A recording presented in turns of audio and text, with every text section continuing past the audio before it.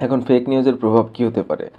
স্বাভাবিক, ফেক নিউজের প্রভাব খুবই ভয়ঙ্কর। এর কারণ হচ্ছে হলো ফেক নিউজ কিন্তু আমাদের মতামতকে, আমাদের ডিসিশনকেই চেঞ্জ করে দেয়। আমরা যে ডিসিশনটা নিব সেইটার পরিবর্তে আমরা অন্য ডিসিশন নিই। যেমন ফেক নিউজের প্রভাব কতটা ভয়ঙ্কর হতে পারে দেখো, সমাজে বিশৃঙ্খলা। ফেক নিউজ থেকে অনেক সময় রাজনৈতিক বা ধর্মীয় সংঘাত সৃষ্টি হয়। প্রচুর, এটা কিন্তু প্রচুর হয়। লাইক কিছুদিন পর শুনবা যে কি বাংলাদেশে ফেক নিউজ ছড়ায় যে মুসলমানরা হিন্দুদের মূর্তি ভেঙে ফেলছে, অথচ দেখা যায় এটা অনেক আগের একটা কাহিনী, অনেক আগের একটা পিকচার।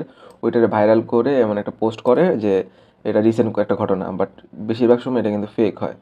ঠিক আছে, তো এই টাইপসের সংঘাত ঘটানোর জন্য তোমার ফেক নিউজগুলি ছড়ানো হয় একটা অস্থিরতা সৃষ্টি করার জন্য, যেটা সমাজে বিশৃঙ্খলা সৃষ্টি করে।